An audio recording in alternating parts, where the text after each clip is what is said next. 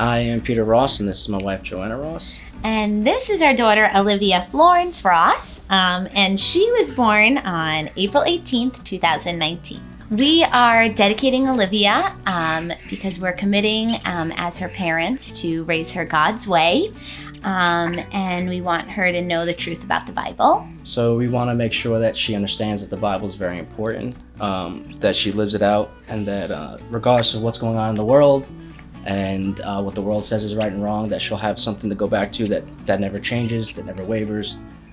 So it's important to us that she understands that it's the way to live. We also are really excited about this step because it also gives us the playbook of also how to parent, and when we're confused about making decisions or we're fearful that we're making the right choice, we have a foundation to go back to, and that's the Bible. So we hope that we can model that for her in all that we do and all that we say.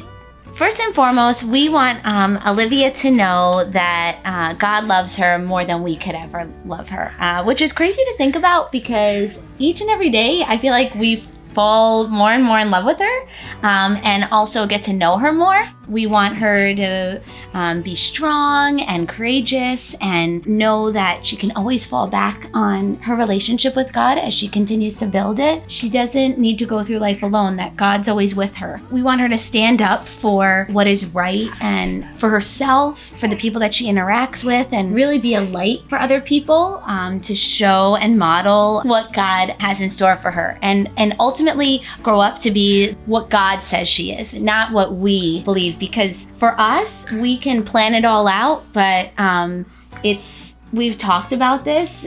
God has a much better plan for her. So it's also us just being vessels to show her what God has in plan for her, and stepping back and being excited for what that means.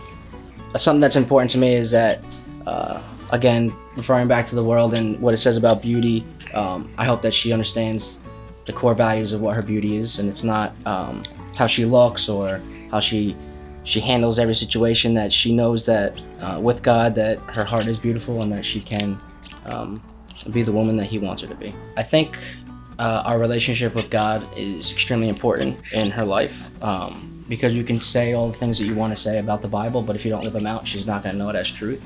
So I think it's really important for us to show her that mom and dad love each other, regardless of what's going on. I also think it's important that as much as we love her, we continue to put God first, and our relationship second. And then from that, we can feed into her. It's not always potentially the popular way, but making time and carving that out for us so that we can build a strong foundation and a safe space here. That's really important, that we build a safe space here so that she can learn who God says she is, and that she can feel comfortable to ask us questions and navigate through life and what comes her way. We're really concerned with living it out because it's a big responsibility that God's given us, and a blessing that He's given us such a beautiful daughter, but we don't want to teach her the wrong things, and make sure that that she stays focused on what's true and what God says about her. And especially for myself, being a husband and a father to her, I want to model what that looks like, so that when she grows up, she knows what to look for in a man, to be able to support her and her future children. And I think we're so excited because we're not doing this alone. That's scary, right? Parenting so far, it's a humongous learning curve, and it's trial and error, and it's going back and revisiting, but knowing that it's not just us. We have our immediate family to go to, and ultimately our Skyline family, which we're really fortunate continues to pour truth in our life. I think it's important for us to stay plugged into church, life groups, and how we can serve the community with our church, to show Olivia the importance of it, and to stay plugged into what God has to say, so that when it gets rough and when you start to waver, that you have people that will support you and will put you back on track as you need it. What's been really great is we started putting her in baby steps, And I haven't had the experience, it's our first time being a parent, what that looks like and what they send home with Olivia. To me, it's a learning experience, but also a humbling one that they give you homework to do with Olivia as little as 6 months old. I take it really seriously, and it's a nice guide to be able to ensure that the little things that we do, we get to share God's love with you and get to teach you even though you're so little. I guess something that I've learned is as many principles and things that you do know, there's always more that you can learn from other people that have been doing it longer than you have. So not to be prideful and reach out for help when you need it, because this is an important little piece of our life that we want to make sure that we're doing things correctly in the way that God wants us to do them. As new parents, you're tired, you're frustrated, you're learning new things.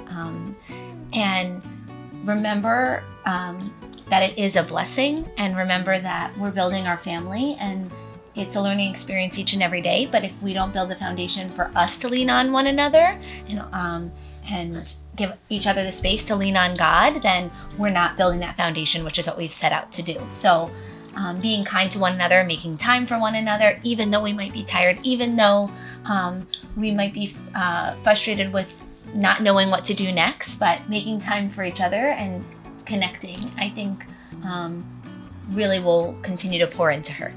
I think actually the biggest thing that I've actually learned is to not compare your child to others. So when we have a bunch of friends who have kids around the same age, and you worry about them hitting certain milestones, so when you hear somebody's hit it before you start thinking, is your kid behind? But you learn that every kid's different and every kid learns at a different pace.